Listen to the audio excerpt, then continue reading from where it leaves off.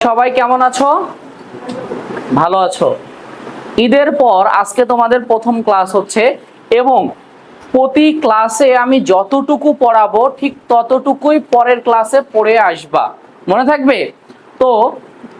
আজকে পুরো ক্লাস শেষে আমরা প্রতিদিনের মতো বোর্ডে দেখো 10টা ট্রান্সলেশন লিখেছি। এই 10টা প্রয়োজনীয় ট্রান্সলেশন এখনই আমরা মুখস্থ করে ফেলবো।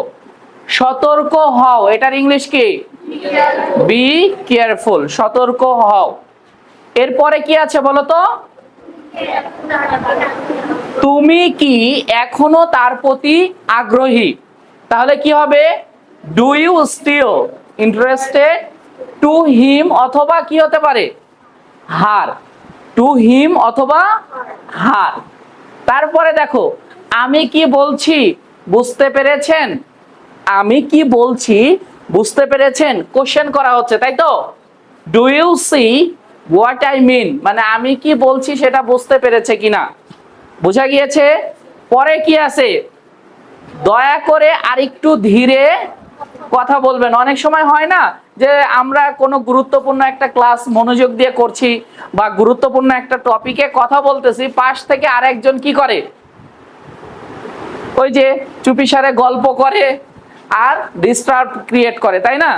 তো তখন কি হয়ে যায়? তখন আমরা যদি ইংলিশে বলতে চাই, দয়া করে একটু ধীরে কথা বলবেন। Could you speak a little more slowly please? Could you speak a little more slowly please? তারপরেরটা কি আছে বলো? মনে করো তুমি তাকে বলছো প্লিজ একটু আস্তে কথা বলো, কিন্তু সে বলতেছে না, তখন কি বলছো? যা জাহান্নামে যাক, তাই না? জাহান্নামে যাক। তখন কি হবে? ড্যাম ইট, মানে তুমি কেয়ার করো না। এরপরে কি? আমাকে একটু সাহায্য করতে পারবেন? তাহলে এটাকে আমরা দুই ভাবে লিখতে পারি, কি বলতো? Could you please help me, could you please help me, অথবা could you please lend me a hand, অর্থাৎ আমার দিকে সাহায্য হাত বাড়িয়ে দিতে পারেন। বুঝতে পেরেছো? তারপরে কি বলেছে দেখো তো? এটা হচ্ছে সবচেয়ে কমন। তোমাকে কি একটি কোশ্চেন করতে পারি? তোমাকে কি একটি প্রশ্ন করতে পারি? সবচেয়ে কমন বিষয় না এটা? তখন কি বলবো আমরা? Could I ask you a question, could I ask you a question. এর পরেরটা কি আছে?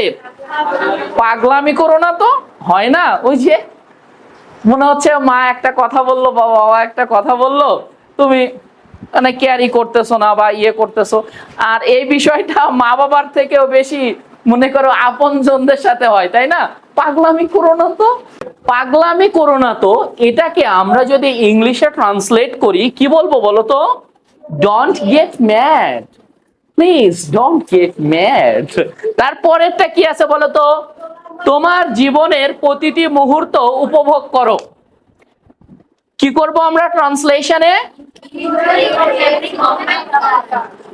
Enjoy your every moment of life, enjoy your every moment of life. এরপরে লাস্টেরটা কি লিখেছি? বক বক করো না তো, হয় না যে তুমি রেজাল্ট খারাপ করেছো, তোমার মা বাবা দুই একটা কথা বলতেই পারে, তারপরেও এত বকা দিও না তো, বক বক করো না তো, এই যে বিষয়গুলো আসে। তাহলে বক বক করো না, এটার ইংলিশে আমরা কি বলবো? Don't gap. অথবা আরেকটা লিখেছি এখানে, এটা কিন্তু বক বক না, বড়াই। কি? বড়াই করো না, ডোন্ট ব্র্যাগ। বড়াই করো না, গর্ব করে না, বড়াই করে না, এই যে ডোন্ট ব্র্যাগ। আর বক বক করো না, ডোন্ট গ্যাপ। বুঝতে পেরেছি? এই 10টা ট্রান্সলেশন আমরা পারবো না? অলরেডি মুখস্থ হয়ে গিয়েছে না? তোমরা 2 মিনিট একটু আরেকবার রিভিশন দিয়ে নাও, খাতায় মনোযোগ দিয়ে দেখো, দেখবা তোমাদের মুখস্থ হয়ে গিয়েছে। আচ্ছা দেখো, আমরা ট্রান্সলেশন পার্টের আগে যেটা করেছিলাম গ্রামার পার্ট, তাই না? যে গ্রামার পার্টটাকে এখন আমরা একটু রিভাইজ করব। গ্রামার পার্টে আজকে আমরা কোনটা কোনটা করেছি বলো তো? ফ্রেজ আর কি ক্লজ, ফ্রেজ আর ক্লজ করেছি। ফ্রেজ আর ক্লজ দুইটাই কিসের অংশ বলো তো? সেন্টেন্স বা বাক্যের অংশ। Very good. এখন ফ্রেজ বলতে আমরা কি বুঝবো বলো তো? শব্দাংশ, শব্দগুচ্ছ, তাই তো? শব্দগুচ্ছ, শব্দাংশ, এখানে শব্দগুচ্ছও দিতে পারো তুমি। আচ্ছা, এখন ফ্রেজের যে প্রকারভেদ গুলো আছে তোমাদের অলরেডি খাতায় এক্সাম্পল সহ লিখে দিয়েছি, সেটাই আমি রিপিট করছি। দেখো ফ্রেজের মধ্যে কি আছে আমাদের, নাউন ফ্রেজ আছে, অ্যাডজেক্টিভ ফ্রেজ আছে, অ্যাডভার্বিয়াল ফ্রেজ আছে, প্রিপোজিশনাল ফ্রেজ আছে, ইনফিনিটিভ। ইনফিনিটিভটা কি বলতো, to plus verb, to plus verb, তখন সেটাকে আমরা কি বলবো, ইনফিনিটিভ। এরপরে আছে কি পার্টিসিপল। পার্টিসিপলটা কি বলতো, ভার্বের সাথে আইএনজি যুক্ত হয়ে ভার্ব এবং অ্যাডজেক্টিভের কাজ করবে একই সাথে যখন, তখন সেটাকে আমরা কি বলবো, পার্টিসিপল। অর্থাৎ ভার্বের সাথে আইএনজি যুক্ত হয়ে একই সাথে ভার্ব এবং অ্যাডজেক্টিভের কাজ করবে, তখন সেটাকে আমরা কি বলবো, পার্টিসিপল। এরপরে দেখো আমাদের কি আছে, ভার্বাল ফ্রেজ আছে, কনজাংশনাল ফ্রেজ আছে, আর একটা কি ইন্টারজেকশনাল ফ্রেজ। অর্থাৎ কোন বাক্যে এই ফ্রেজগুলো ব্যবহৃত হয়ে কিসের কাজ করবে, এটা নাউনের কাজ করবে, এটা কিসের কাজ, অ্যাডজেক্টিভের কাজ, এটা কি অ্যাডভার্বের কাজ করবে, এটা কি প্রিপোজিশনের কাজ করতেছে, তাই না, এবং সেন্টেন্সটাকে আরো সুগঠিত করছে। তারপরে কি পার্টিসিপল এবং ভার্বের কাজ করছে, ভার্ব তো ভার্বের কাজ করবে। কনজাংশনাল, কনজাংশন মানে কি, কনজাংশন কি বলতো, পার্টস অফ স্পিচে শিখেছি না আমরা কনজাংশন। পার্টস অফ স্পিচ কত প্রকার, 8 প্রকার। বাংলায় পার্টস অফ স্পিচ জানো কোনটা, বাংলায় হচ্ছে বাংলায় হচ্ছে পদ প্রকরণ, বা ইংলিশে যেটা আমরা পার্টস অফ স্পিচ পড়ি, বাংলায় সেটা কি বলতো, পদ প্রকরণ। বাংলায় পদ প্রকরণ কয় প্রকার, 5 প্রকার, তাই তো, বিশেষ্য, বিশেষণ, অব্যয়, সর্বনাম, ক্রিয়া। বাংলায় তাহলে পদ প্রকরণ কয় প্রকার, 5 প্রকার, বিশেষ্য, বিশেষণ, সর্বনাম, অব্যয়, ক্রিয়া। এখন এটাকে আধুনিক গ্রামারে আরো অনেক পরিবর্তন এসেছে, যখন বাংলা গ্রামারের ক্লাস করব তখন এটা নিয়ে বিস্তারিত আলোচনা করা হবে। এখন দেখো আমাদের ইনফিনিটিভ গেল, পার্টিসিপল গেল, ভার্বাল গেল, কনজাংশন, ইন্টারজেকশন, অর্থাৎ আমাদের ফ্রেজের কাজটা মোটামুটি হয়ে গিয়েছে। এখন আমরা কিসের কোন পার্টটা রিভিশন দিব, ক্লজের পার্টটা রিভিশন দিব। ক্লজ প্রধানত আমাদের কয় প্রকার, 3 প্রকার। ক্লজের সংজ্ঞায় আমরা কি পড়েছি বলতো, যে একটা বৃহৎ বাক্যের অংশ, যে অংশে একটা সাবজেক্ট এবং একটা কি প্রেডিকেট অথবা ফাইনাইট ভার্ব থাকবে, প্রেডিকেট অথবা কি ফাইনাইট ভার্ব থাকবে, তখন সেটা আমাদের ক্লজ হবে। এখন প্রিন্সিপাল ক্লজটা কি, principal, main, independent, subject, finite verb থেকে সেন্টেন্সটা স্বয়ং সম্পূর্ণ হবে, অর্থাৎ অন্য কোন সেন্টেন্সের উপর ডিপেন্ডেন্ট হবে না, তখন সেটা আমাদের কি হচ্ছে, প্রিন্সিপাল ক্লজ হচ্ছে। এক্সাম্পলস দিয়ে দিয়েছি, খাতায় দেখে নিও, তাহলে আরো ক্লিয়ার হয়ে যাবে। আর এক্সাম্পলস হিসেবে আমরা এখানে ব্যবহার করতে পারি কি বলতো, এখানে আমরা এক্সাম্পল হিসেবে লিখেছি কি, I know the man who came here, আমি সেই মানুষটাকে চিনি যে এখানে এসেছিল।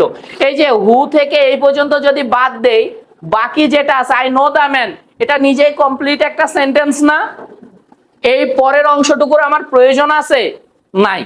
যদি এটা নিজে একটা সেন্টেন্স এবং কমপ্লিট সেন্টেন্স, এই জন্য এটাকে প্রিন্সিপাল, মেইন, ইন্ডিপেন্ডেন্ট ক্লজ বলে। বুঝতে পেরেছি।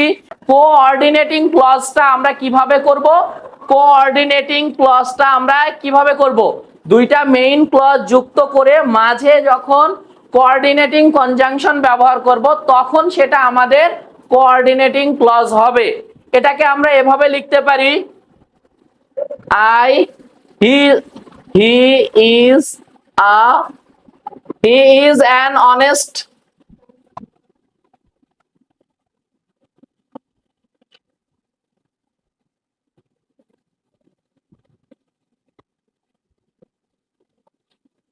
দেখো এখানে আমি and দ্বারা যুক্ত করে একটা সেন্টেন্স লিখেছি, he is an honest man and I love him, এবং আমি তাকে ভালোবাসি। তো এই যে বিষয়টা, এটা আমাদের and দ্বারা যুক্ত হয়েছে না, দুইটা প্রিন্সিপাল ক্লজ, এই জন্য এটাকে কোঅর্ডিনেটিং ক্লজ বলবে, বুঝতে পেরেছো? এরপরে দেখো সাবঅর্ডিনেট বা সাবঅর্ডিনেটিং ক্লজ, তাই তো? এখন সাবঅর্ডিনেট ক্লজটা কিভাবে আমরা আইডেন্টিফাই করতে পারবো? একটা প্রিন্সিপাল ক্লজের সাথে সাপোর্টিং হিসেবে, অর্থাৎ একটা সেন্টেন্সকে বর্ধিত করার ক্ষেত্রে সাপোর্ট হিসেবে যে এক্সট্রা অংশটা থাকে সেটাই সাবঅর্ডিনেট ক্লজ। সাবঅর্ডিনেট ক্লজকে আবার কয়টা ভাগে ভাগ করেছে দেখো তো? তিনটা। নাউন ক্লজ, অ্যাডজেক্টিভ ক্লজ যেটাকে আমরা কি রিলেটিভ ক্লজ নামেও চিনি, এবং অ্যাডভার্বিয়াল ক্লজ। এখন সাবঅর্ডিনেট ক্লজের একটা উদাহরণ দিয়ে দিয়েছি, you may go where you like. এখানে ইউ লাইক হবে না লাইকস হবে? লাইক হবে। আর যদি হি হতো তাহলে কি হতো? লাইকস হইতো। এই জিনিসগুলো আমরা নেক্সট ক্লাসে গুলোতে আস্তে আস্তে বিস্তারিত শিখে যাব। তো আজকের এই বিষয়টার কনসেপ্ট তোমাদেরকে রিভিউ করে দিলাম, বুঝতে পেরেছো তো? তাহলে আজকে এ পর্যন্তই থাক। আজকে ক্লাস সবাই মনোযোগ দিয়ে করার জন্য সবাইকে অনেক অনেক ধন্যবাদ।